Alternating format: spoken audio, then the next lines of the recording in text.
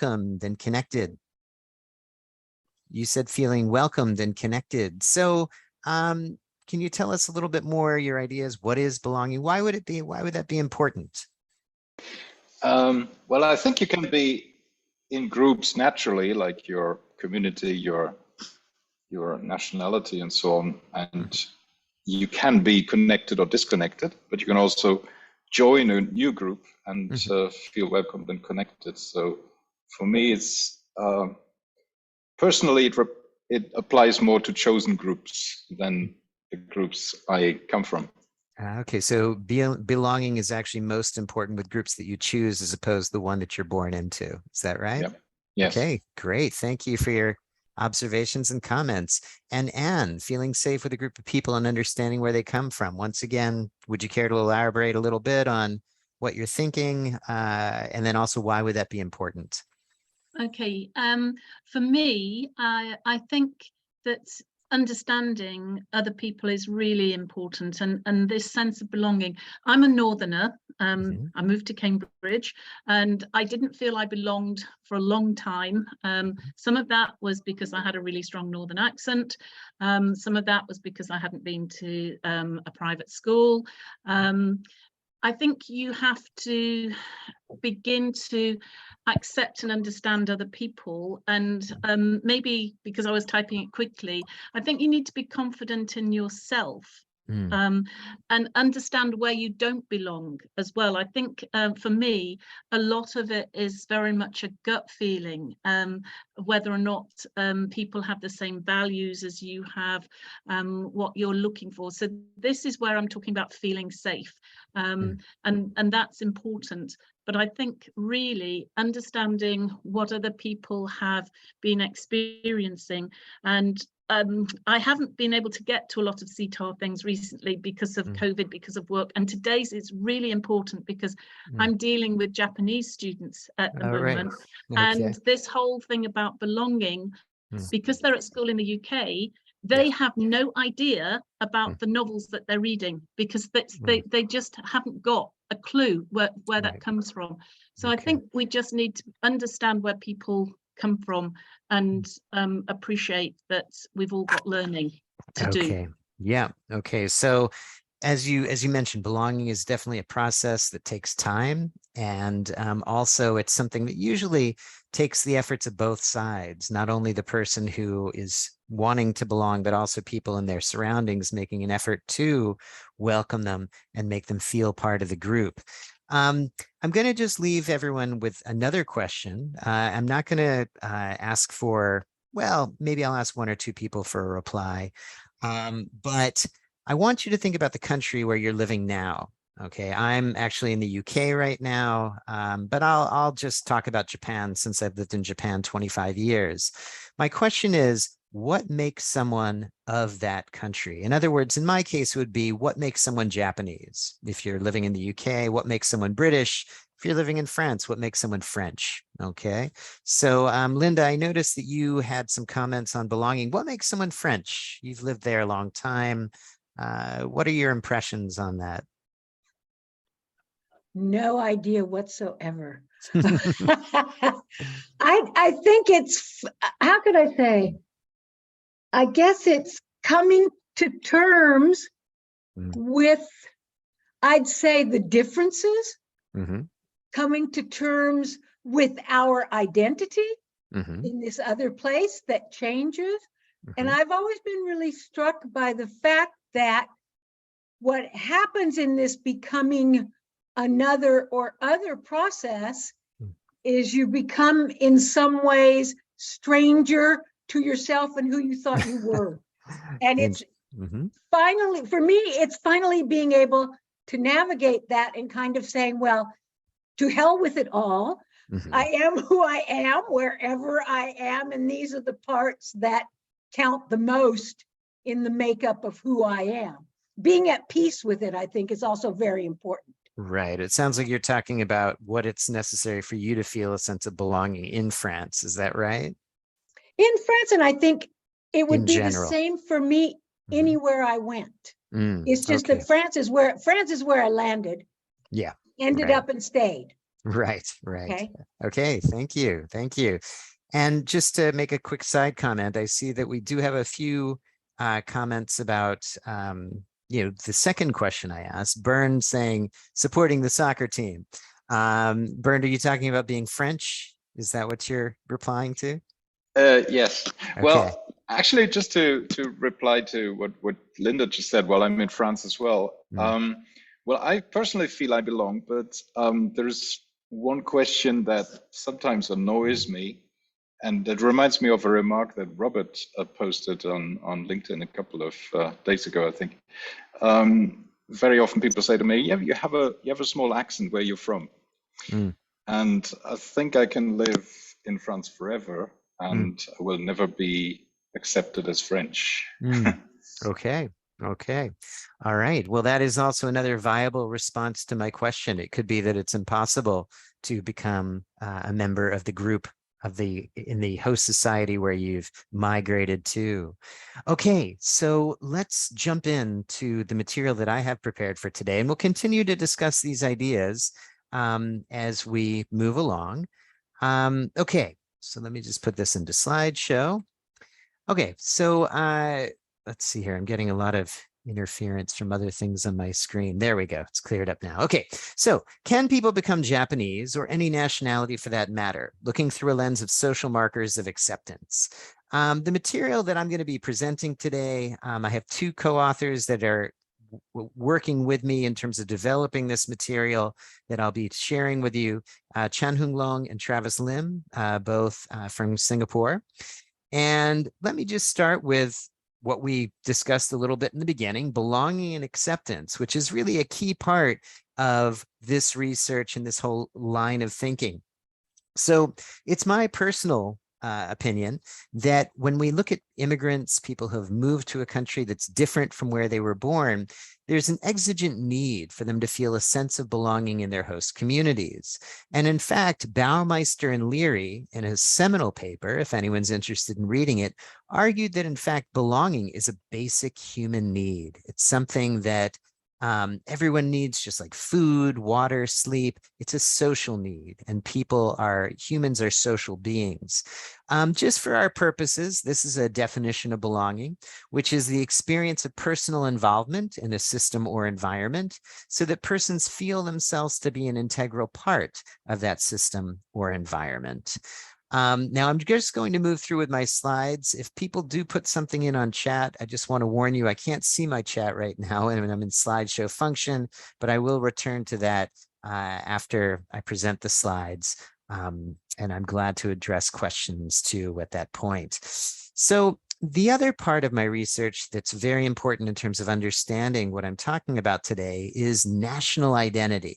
In other words, who are we? Who's Japanese? Who's British? Who's French? Who's Chinese? Who's Indian? And generally speaking, if you look at the research on this, there's two kinds of national identity. One is an ethnic sense of national identity, and the other is civic. Ethnic identity, simply speaking, is a type of identity that you really can't acquire. In other words, it's something you're either born with or you're not born with, generally speaking. It embraces a representation of the national in-group based on a shared ancestral origin. We have the same ancestors. We have a certain birthplace. In many parts of the world, this also can be a religion that's associated with that country, and religion being considered something that can't really be changed. Civic identity, on the other hand, is something that's achievable, something that you can acquire. So it's realized through things like citizenship, participation in certain social and political institutions, and also embracing certain values that are considered important in that country. However, there are a few caveats that are really, really important. If you go and ask many people in any country, what is the national identity here? They're probably not all going to agree. In fact, we can probably agree that they will invariably disagree. In other words, we can find differences in terms of people's national identity, depending on the region of the country. There might be different beliefs that are predominantly, that are predominant. Also, different generations might have different ideas on who belongs. One of my co-authors, Chan Hung Long, has found in Singapore that people's national identity really changes depending on whether they were born before or after World War II. On the other hand, if you ask the same person at different points in time, they might express a different type of national identity. In other words, depending on the person they're considering, they might have different criteria. For example, well, people from country A, I think it's important they have these criteria in order to be one of our group. And then people from country B, there's a different set of criteria. And those different criteria could come up based on country of origin, someone's racial appearance, their ethnicity, their socioeconomic class, even their gender, as one of my colleagues at Oxford has found out in a very interesting study on Indian migrants in the UK. However, what we're looking for here is patterns that we can identify in a society. We're not saying everybody's the same or even individuals will always be the same, but patterns we can find. And the advantage of this kind of research is it's actually very subversive. In other words, once we find out what these criteria are for acceptance, if we feel like they're not open enough, they're not embracing enough, they're not as inclusive enough, we can challenge them. And so that's really the approach in this work. Let me just pull out of slideshow for one moment and see in chat, does anybody have any questions at this point? Anybody need any points of clarification? Maria Deutsch had a question at the bottom. Okay. Okay, it's a question. Not really a question. No, it was more a comment to the last question you posed before starting your slideshow. So okay, wonderful. And an excellent comment. I think that what you're talking about here is ethnic and civic senses of national identity, just to tie it into what I was saying. And so thank you. That's a nice segue into what I was just speaking about. Thank you. Okay, so let me just continue here. Let's see here. Okay, so what are social markers of acceptance? This is something that's going to come up again and again in this presentation. These are the criteria that we use in deciding whether or not a migrant is part of the host community or one of us.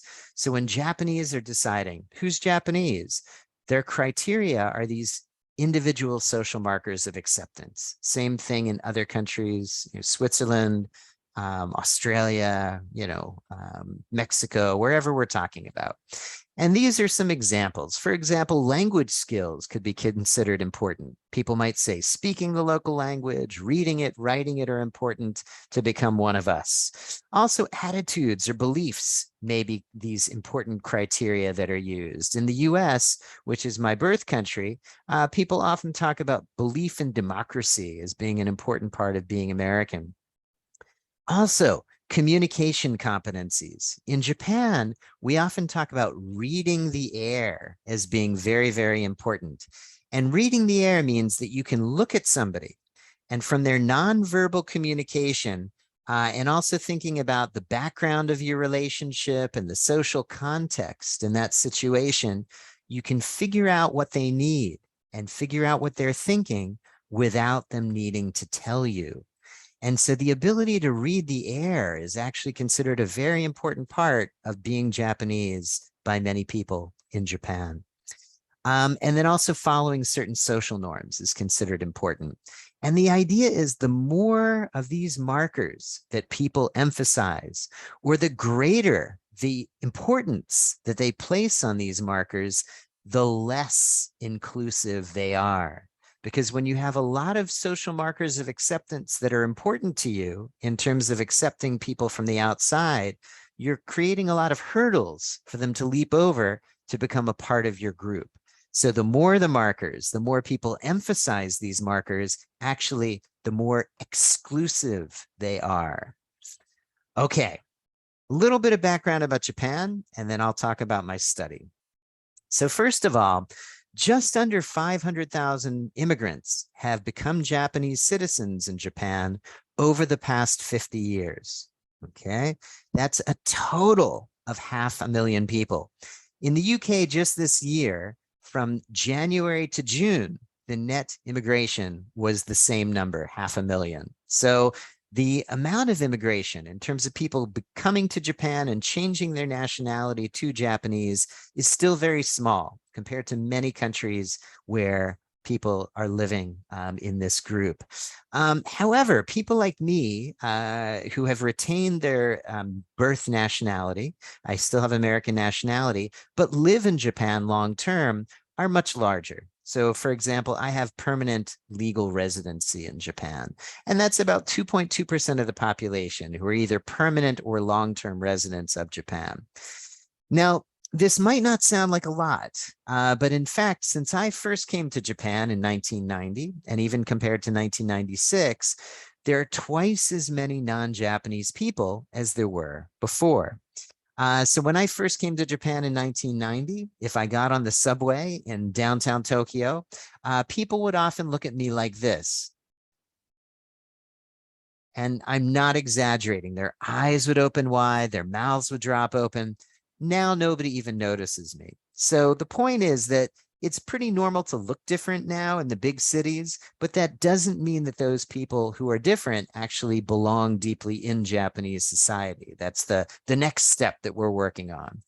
So Japan is a country that really needs migrants. In other words, we have a really small birth rate, and then also it's a very old society in terms of the percentage of people who are over 65 and not working. So there's no pressure or very little talk in Japan of decreasing the number of immigrants. In many of the countries where we are, it's actually quite the opposite. There's pressure on politicians and talk in society of decreasing immigration. Also, why I think Japan matters is because, as I said, Japan doesn't have this long tradition of having mass immigration. And at the same time, the identity there has often been portrayed in ethnic terms in the past. And a lot of the research you see on immigration is done in countries like the UK, the US, Canada, Australia, where immigration of large numbers of people has been happening for a long time. And so Japan is actually a lot like most countries in the world where they don't have as much experience with immigration, and their identities may be more traditionally based on an ethnic model. So Japan gives us a way of thinking about how can these societies make a more inclusive way of thinking about who's one of us. All right, let me just pause for a moment, just see if there are any questions so far. Okay, Chris, does non-Japanese include the large Korean minority who are born and raised in Japan but still don't have full citizenship? That's a great question. So if people retain their identities as Korean and live in Japan for generations, they're considered what's called special permanent residents, and they're included in the statistics I shared with you of 2.2 million. And there's about 600,000 of these residents. So culturally, they're a very interesting group of people. You know, some of them actually have very strong senses of being Korean, and they're very much saying, no, we're not going to become Japanese. We're actually going to be educated in Korean schools and maintain a strong sense of Korean national identity in Japan. Others are more hybrid, you know, they're taking influences from both groups. And then some Koreans who have been there for generations actually changed their nationality to Japanese, and I think really try to pass in Japanese society as Japanese. So it's a good question. You know, there you have on one hand their legal designation, and then on the other, what is their cultural identity? And the second is obviously a much more complicated question. So thank you. Excellent. All right. Anybody else? Let's see here. I found communication competency to be a massive breakthrough, and belonging and being trusted by my colleagues. I can really see the difference. Okay, yes. Yeah. Okay, so Chris, why don't we keep that in mind? Good comments. I can see that you've lived in Japan before and have had an experience that many people do have. Okay. Any other questions people have before I move into the study that we did? Okay, let me explain these briefly. So the key points here are understanding this ethnic and civic identity, and then these social markers of acceptance are the criteria that people use if they have a civic or ethnic sense of national identity to decide who's one of us. And if you have an ethnic sense of identity, your criteria for deciding who's one of us are going to be different than if you have a civic sense. So as you're listening to my presentation from now, please just think, in my country where I live, do people have more of a civic sense of national identity, more of an ethnic sense of national identity? And what are these criteria? What are these social markers of acceptance that are important to be accepted as one of us in the country where you live or where you're from originally? Okay, so just keep those questions in mind and let me continue just to explain what we found. Okay, so there were two things we were trying to find out in this study. First, what are these social criteria? What are these social markers of acceptance that Japanese use to decide who's one of us?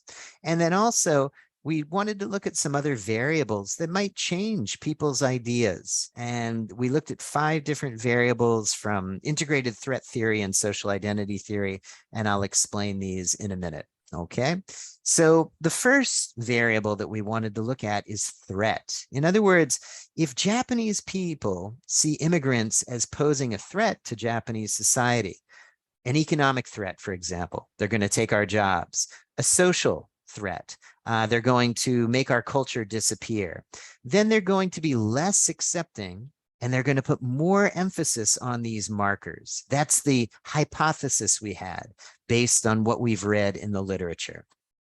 The second variable we looked at is contribution. If Japanese people see immigrants as contributing to Japanese society, oh, they're going to help our economy because they're going to do jobs that Japanese people need people to do. And they're also going to give us essential skills and knowledge bases. So great, they're coming. Or if Japanese people feel immigrants contribute to the diversity of society and make it richer, those people are going to be more accepting and they're going to put less emphasis on social markers of acceptance. The next variable we looked at was social status. In other words, if you see immigrants as being high in status, people tend to be more accepting because human beings in general think that if somebody is of high status, they want them to join their group. But if somebody's of lower status than them, they usually are not so welcoming. And then also we looked at national identity. In other words, if Japanese people have a strong sense of national identity, they're going to be less accepting because they're going to want to keep their group more homogeneous and distinct. The in-group boundary permeability I'll address if we have time for that. But the relationship between the variables is here. So in other words, what I just explained, and then the influence of those variables on how strongly people endorse these social markers. And we did an online survey, 2,000 people, which is representative of age and gender. Everybody was a Japanese citizen from birth, although they could have dual nationality. If they're like my daughter and have 2 parents from different countries, they were at least 20 years old and living in Japan at the time of the survey. And this is what we found. If Japanese people had a sense of civic national identity, these were the criteria that they considered to be important. Now, this is kind of a long list, so let me just go to the next slide, which explains this list thematically, so it's a little easier to process. First, Japanese people with a civic sense of national identity expected near native proficiency in Japanese speaking, reading, and writing. They also wanted immigrants to have a positive attitude towards Japanese people and society, to have good relationships with Japanese neighbors and coworkers. They wanted people to have a sense of how to think and behave as Japanese, to have what's called common sense or joshiki in Japanese, and then also to observe local laws. They were also expected to be a talent in their industry, economically self-sufficient, and live in Japan at least 5 years. On the other hand, if Japanese people had an ethnic sense of national identity, their criteria were a bit different. For example, they wanted immigrants to abandon their native cultures and assimilate to Japan completely. They also expected immigrants to be ethnically Japanese, to be Shinto and or Buddhist, which are the local religions that are most dominant, set up families in Japan, having their children adopt Japanese citizenship, and so on. And they were also expected to have a college degree, which is probably a proxy for being a highly skilled white collar worker, which is what the government says they want, even though that's not the kind of immigrants that they predominantly have been taking for many, many years. And I can explain that if people have questions. So once again, we've got civic and national markers. They're kind of different. They are different. And please think in the places where you've lived. What are the civic markers? What are the ethnic markers? Okay, last thing. What did we actually find? Okay, we did what's called a regression analysis, and we tried to find what are the impact of these different variables on the importance of social markers. Okay, so first, one thing that we found was a little bit discouraging, not a little bit discouraging, but a lot discouraging. If Japanese people have an ethnic sense of national identity, then the more they're educated, the more exclusive they are, the more they emphasize the ethnic markers. And as a university educator, that was discouraging for me because we usually think, you know, the more education people will get, the more open-minded they'll be. For civic national identity, we did not find that. Okay, so this is not true about all Japanese. Also, for both the ethnic and the civic markers, the more threatening that Japanese people saw immigrants being, the less accepting they were. So this really shows the importance of when the mass media or in education, when they emphasize the threat that immigrants pose to society and the economy, those are the kinds of things that make people more exclusive. And that's not just true in Japan, it's true all over the world. The good news is that contribution has the opposite effect. So the more people see immigrants contributing to the country, to Japan, the more accepting they are. So in education and the mass media, if we can really promote those messages of how immigrants contribute to the economy and society, then we can make people or hopefully influence people to be more accepting. And then also, just want to emphasize the last point. The higher in status that Japanese people see immigrants being, the more accepting they are. So if immigrants are labeled as having low status, economic status, educational status, social status, then Japanese people react by being less accepting of those people. And this is once again something that we find that's true all over the world. So you probably are nodding your head and thinking, yeah, that's true where I am too.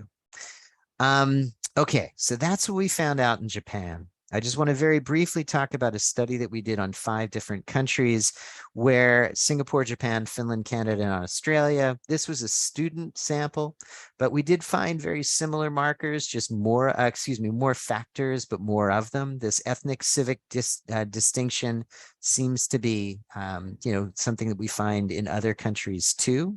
And there's a lot of research that actually agrees with that.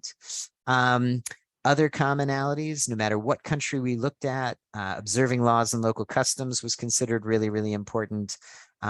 Being resident in the countries for at least 5 years was considered important and contributing to the economy, and also being proficient with the language.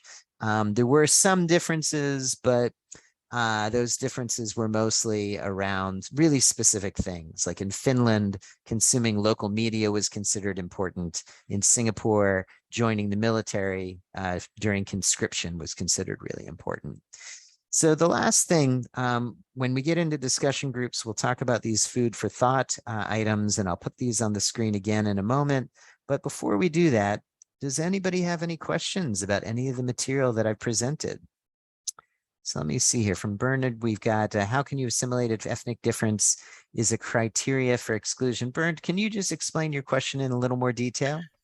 It was just a question, maybe I got it wrong, but it was on one of your slides. Yeah. When you started talking about the ethnic factor, when you said, well, people tend to expect assimilation. Yeah. But if I'm ethnically different, how can I assimilate? Exactly. So, remember the ethnic national identity is usually not something that people can acquire. It's something you either have or you don't. So if Japanese people, and not all Japanese people do, but if they have an ethnic sense of national identity, they expect you to look like them. And they also expect you to completely assimilate to Japanese culture. So that is the idea, that if you look different, you can't, you can't be considered Japanese by these people. And if you look the same, but you're not assimilating, you also would be considered not Japanese. And there's a lot of evidence to support that. Does that answer your question? Okay, great. Absolutely. Excellent. Okay, let's see here. Bettina, what about individual attribution and general attribution? Bettina, can you just clarify your question a little bit? Yeah, thank you Yeah, very much. Very sure. interesting. Great. Maybe I didn't get it because Mhm. I came later. The Mhm. question is the following. Let's take the example from Germany. Yeah, Mhm. Yeah. we had an immigration of Turks, of Arab people, and so on. And if you ask about your neighbor, who maybe is a Turkish or Arab person, yeah, people might say, oh, he's very nice, and the wife is nice, and the children are also educated, and so on. Yeah. But if you ask them about the whole group, of maybe Arab people or Turk people, then they say, oh, I don't know. Yeah. And then maybe this is what you said. And so the question is about, how did you ask? Yes. Yeah. Yeah.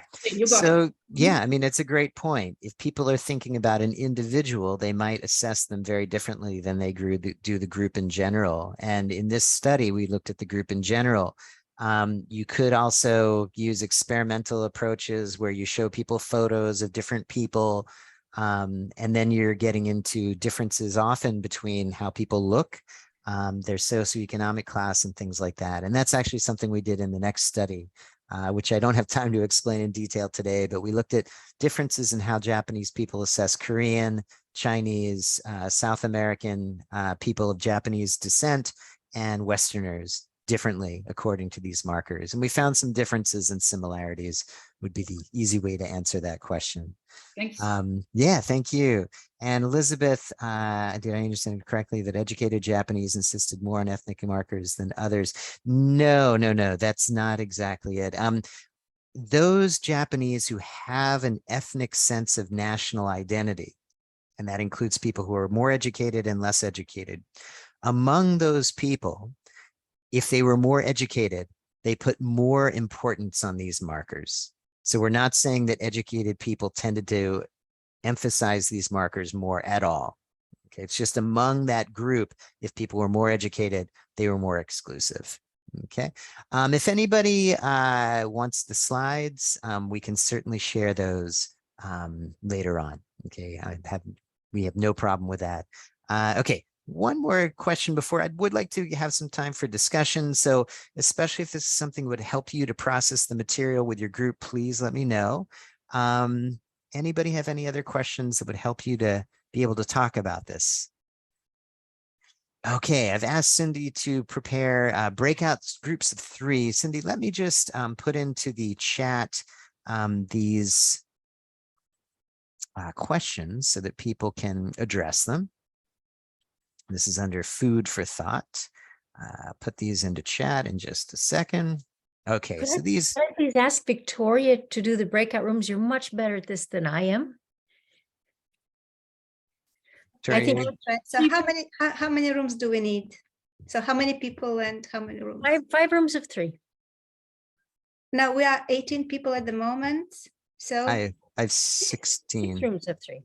I see. So 18. Okay. I think we can do 5 groups. I can do it now if you'd like. I've got it all pulled up. Is that okay? That's fine. 5 groups for how many minutes? Okay, so because of the limited amount of time, why don't we say 7 minutes? 8 minutes. I think it's going to be hard if we do it any shorter than that. So 8 minutes. And everyone, any questions before we begin? You've got the 3 questions. Adam, are we going to be able to see this chat while we are? You probably will not. So everybody, please take a moment and jot down these questions. So which markers are most important to you personally when you're thinking about which immigrants or other cultural newcomers to accept in your home country? Also, which markers seem most important in the society at large? So for example, if you're living in the UK, you might say, well, these are the markers that are important to me. But if we look at the general public, the ideas are different. These are the markers that people seem to consider important. Or you might say they're very similar. I'm very mainstream in this way, and they're pretty much the same. And then the third question, how can we use the markers to be more inclusive of others? Any idea? Once we figure out what these markers are, how can we be more inclusive? The markers are kind of exclusive, right? But if we know what they are, any ideas on how to make them more inclusive? Okay. So those are our 3 questions. First, the markers that are important to you. Secondly, those that are important in the society where you are. And then third, how can we make the markers more inclusive? How can we use our knowledge of the markers to make ourselves more inclusive? Okay, I've got 43 minutes after the hour, so at 51, I'll pull everyone back. Any questions before we begin? Okay, let's give it a shot.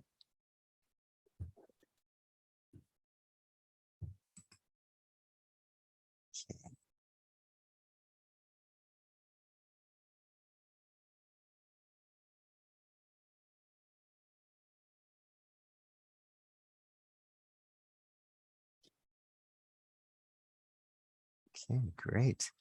All right, everybody's in. And yeah, Cindy, you're in room 5, but if you I'll don't, stay with you. yeah, it sounds fine. Yeah, we'll have a party here. I think you could have just spent the whole rest of the time with questions. People have fabulous questions. Yeah, they don't do. They do. But you guys had said that discussion's like a core aspect of this. So Yeah, I really, I think, you can't go wrong. Whatever you yeah. decide is the best decision. But people just amaze me with the questions they come up with. They're great questions. On the fly. I mean, this is your topic. It's not necessarily our topic. And then people come up with this. How do you know this? Right. Well, also, these are really questions at the heart of, I think, CTAR's mission. It's making our societies more inclusive. And, this is just a huge topic these days because there's been so much anti-immigrant, anti-immigrant movements in politics, more hate speech. We're seeing particularly, in my home country, our home country, the US, and then in Europe. And these are issues people are concerned about. And they're really, important in terms of what's going on right now in the world. So I think it gets people thinking, and, it's part of people's daily experience, and then also something new for them to think about at the same time. Something I've been thinking about recently about belonging. It's not only that the home country makes a decision whether or not you belong. It's whether or not, okay, I'm a foreigner in Italy. I have to decide whether or not, I need to follow your rules. Yes. Yeah, and exactly. If I want to belong, then I have my obligations as well. Yes. Yeah. And I can't push through mine and expect you to think that I belong. Yes. When I first moved here, I had a very American sense of time. Somebody said, see you at 3. I was there, at 2:45. Yeah. Yeah. Well, 4:30 is just fine. Yeah. And I think for 10 years it made me livid. But you know what? Yeah. I can't impose what I want on this culture. It's not gonna. I have a pact that I have to make with you as well, saying, okay, I'm going to live here. Yeah, exactly. I mean, it's something it's a mutual, it's a process where mutuality is important in terms of making people more accepted. People have to want to belong, but also the people around you want to have you belong. And then also it's a decision that you need to make as a newcomer to a place. Do I want to belong? And in what ways do I want to belong? So it's a very complex phenomenon. I was lucky enough to be one of the keynote speakers in Malta this year with the CTAR conference. And one of the points I made was that, if we keep looking at things from the negative perspective, I don't think we get as far as if we flip it to the positive. Right. We have a big thing in CTAR Europe about anti-racism. Yeah. I have a real problem with that because anti is wrong and racism is horrible. And the whole thing just makes me feel terrible before we begin.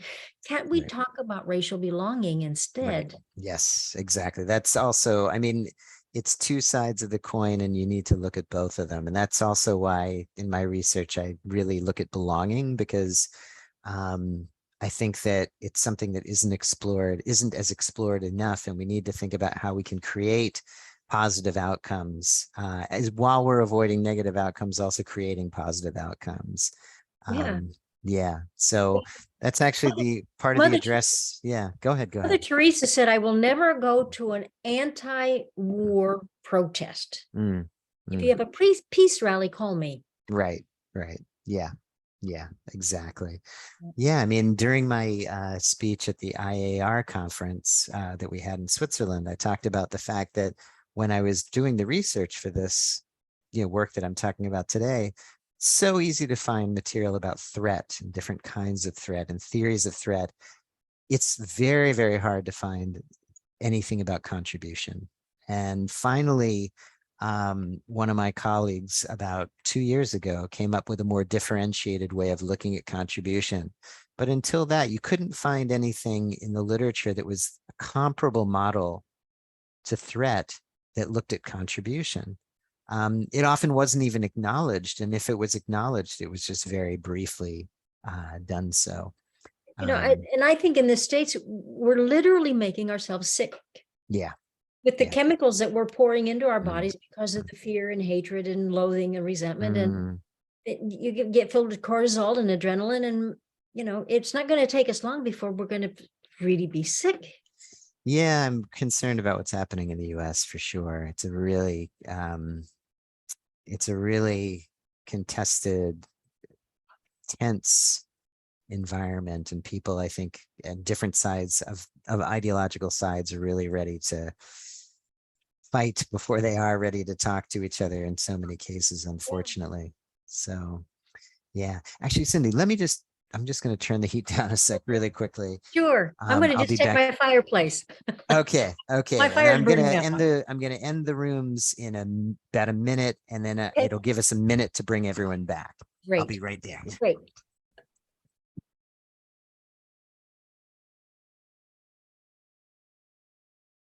Yes.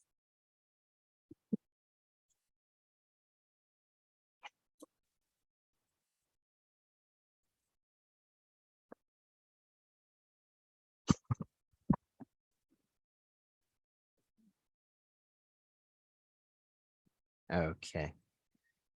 So Burn. Cindy, also just to let you know, I think that, the conversation we've just been having, that will also be in the recording. So, if you want to, I'm pretty sure. Okay. Yeah. So you might just want to be conscious of that. I mean, you can always get someone who knows what they're doing to edit that out. These will all be incognito until we get them titled and defined. So they're not going anywhere until we decide what to do with them. And also, just so you know, my understanding of like European law is that if people are going to appear in video, they need to give approval of that. You have to get permission. That's European law.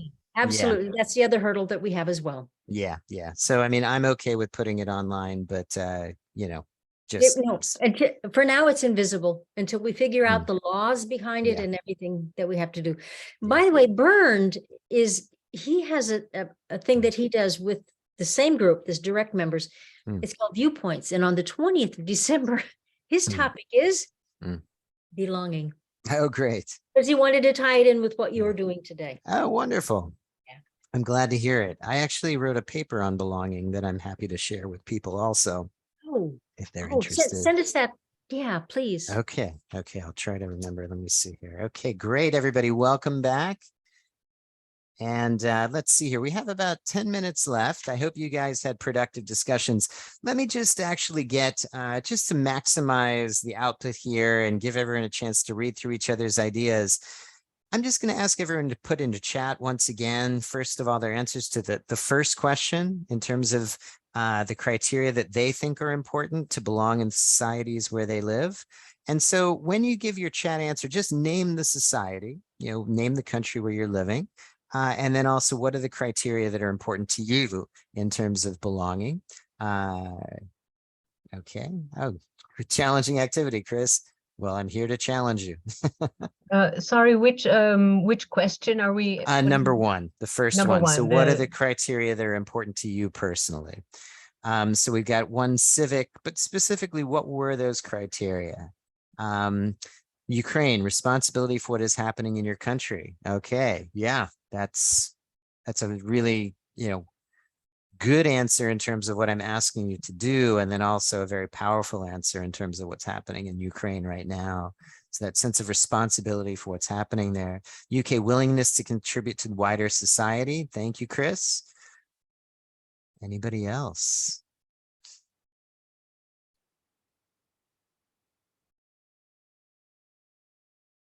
Anybody else? I think people are probably typing. USA language for sure. That's something that, you know, not only for you as an individual, but also I think if we ask people generally, that's going to be a very common answer. Also, let's see here. Robert, language, okay. Magdalena, Austria, okay. Language, values, for example, gender equality and democracy. Thank you. Bettina, Germany, and in general, motivation to integrate yourself and to learn. Okay, excellent, excellent. That curiosity to want to learn about where you are. Maria, Sweden, active effort to become positive, contributing part of society. Great. And wider society defining and definitely and language. Okay. Chiara, Italy, respect for laws, Austria, language, and France, language too. Thank you, Linda. Okay, so, you know, you can see in yourself these different concepts of ethnic and civic senses of national identity. The thing that's important to remember is the same person can actually have both. You know, we're not necessarily just one or the other. You will find some people who maybe identify very strongly with one only, but I also encourage you to just think from now, you know, in what ways might you have a bit of both of these concepts inside you? Or maybe you just identify with one, or it's also possible to identify with neither. These are, just to get a little technical for a moment, these are variables in our study. They're not people. Okay, so the idea is that you can have these are concepts that we found in our population, and people might have both of them, just one of them, or neither of them. Any of those are possibilities in terms of how we measured them. Okay, we have only a little bit of time left. What are some ideas you have for the last question? How can we use our knowledge of the markers to become more inclusive? Did anyone have ideas about this? You can either put it into chat or raise your hand. I'd love to hear some thoughts you have. I'm seeing some people shaking their heads like, I have no idea. Okay. All right. Anybody? Elizabeth? We didn't get that far. Oh, you didn't get that far. Okay. I thought because you had your mic on that you were going to say something. Okay. All right. Anybody have anything they want to share? Okay. Bettina? Yeah, we didn't get to that point too, but my idea or the case that came in my mind is some weeks ago, a television called Dreisat in Germany. They are very, very popular, very open normally to other cultures and so on. They had a case, we had a big aggression in one city in Rostock. Sometimes we have that in Germany, unfortunately. And people were fired. Houses were set in fire and people died. And it was an immigration house. And now the German government had a good idea to name some streets to those people in reference to those people who died. But they didn't care about those families who are still living. They didn't talk to the people. They did that without any contact and communication to these people who have experienced this. And so I think communication with the people, with the immigrant, is the most important bridge that we can have to overcome and to get in contact and to learn from each other. Yeah, that's a great point. I thought that could not be that the German government does not ask these people. Okay, thanks. Yes. So not speaking for people, but speaking with them. I think that's a great point. Thank you. Yeah, yeah. Victoria, you've had your hand up. Yeah, so it's a kind of question because I have been thinking, we're speaking a lot about inclusivity. Yes, so we have to be more inclusive and we promote that very much. At the same time, I wonder, so where are the limits of this inclusivity? I mean, so because yeah, we also have the borders. Yeah. Yeah. So, and there is a kind of danger for me. It's a kind of philosophical question, of course, but yeah, no, it's I'm great. thinking about that. Yeah, yeah. Okay, so that's a wonderful question. I'm going to address that, and then I'm also going to just share a few of my own thoughts really quickly and try to finish on time, just because I know people might have other engagements. Victoria, one thing, I think the one thing that's often emphasized in our field is inclusivity, and it's a value that we all believe in, but there's often no parameters put around it. I think that what I can say from the perspective of social markers research is there's a reason that these exist. It's not just people being exclusive. It's not just people being, discriminatory. It's also about having some commonality in your society that allows society to function and for people to feel a sense of familiarity with each other. I mean, you can just imagine, for example, if there were a country of, well, there's not 1 million languages in the world, but 1 million people, and everybody spoke a different language and nobody shared a language, everyday communication would be very difficult, if not impossible. So expectations for a certain amount of language proficiency, it makes sense in terms of allowing people to communicate. And also some of the shared values. So, believing in democracy, if you have a democratically elected government, if people believe in democracy, they'll support the way that the government tends to be decided in that country. If they don't, it can lead to social conflict. So there a certain amount of commonality, we've all got to ask ourselves what that is. A certain amount of commonality is necessary in order for us to function as a society. At the same time, there's often a lot of room for improvement. Okay, so let me just talk for a moment about how we can make things more inclusive, but still perhaps have a sense of commonality from the markers. One is to expect fewer markers. So, there might be markers that are very commonly believed in that aren't necessarily important, or might be exclusive, I should say. So if people are saying, well, you have to look like us in order to belong, but in a country like Japan, they need migrant labor in order to support the economy, or else demographically, the society is going to collapse. You can't say, we'll only accept people, who look like us. You've got to be open to some people who don't look like you in order to make them feel a sense of belonging. And so expecting fewer markers is one way we can do this. And we can encourage that through education, for example, through our workshops to, get people to examine what markers do you hold and which ones are really necessary for us to function as a society.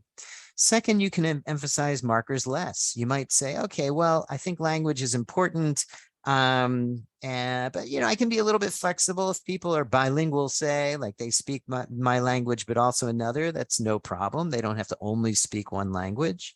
Or three, reconceive the markers in more inclusive ways. So instead of expecting people to speak like a native or read and write like a native speaker, which is really, really hard to achieve, if they're just functional in their everyday communication and they can get their needs met and communicate with people, that's enough. So that's, I think, a key area where changes can be made. And then also change people's motivation for using the markers. In other words, sometimes people say, well, either do things our way or get out of the country. Or this is how we do things here. When in Rome, do as the Romans do, no exceptions. However, there's another way of looking at it, which is compassionately using the markers. In other words, I want people to learn the language here so they can make more friends, they can get a better job, they can find a life partner, they can be happier here generally. So if your motivation is to try to help people, to try to establish connection with people, to make them more comfortable in your society, our interpersonal behavior towards them becomes very, very different. And I think that people can sense that when they're migrants. Is this person genuinely concerned about me, or just telling me what I have to do to belong here, and telling me if I don't follow those rules that I'm in trouble? So if we can do all these things, not only in our everyday behavior, but also when we have a chance to educate people, to encourage them to also make transformations in this way, I think that the markers can be used to become more inclusive, and we can still perhaps figure out what's necessary for us to share in common to move forward as a unified group, or at least a group that has enough cohesion to move forward. So that's all that I'm going to say for today. If I'm going to pass things over to Cindy, I can stay a few extra minutes if anybody has some questions. But thank you so much, everyone, for coming today and your participation. Thank you, Adam. Thank you very, very much. You'll be getting a you. little note from us afterwards, a little kind of follow-up to reiterate what we've talked about today. Larissa, I'll try to find a way to get the slides to you as well. On December 20th, Bernd is going to give us another installation of viewpoints, and his topic is going to be belonging. I'm very excited about. He chose this as a follow-up for Adam today to continue the discussion a bit. There will be no direct member meeting on January 2nd, but we think we have a surprise in store for you anyway. But until we next see you again, I wish you all wonderful, happy holidays and a fabulous new year. Thank you, everyone. And if you have more questions for Adam, you can stay for a few more moments. Thank you, everyone. Great seeing you. Yeah, thanks, you. Everyone. Take care. Bye-bye. Thank you. Adam, can Yes. I ask you, have you, when you're in Japan, did you come across Brits at lunch? Did you know about that organization? Oh, no, I thought you meant literally, like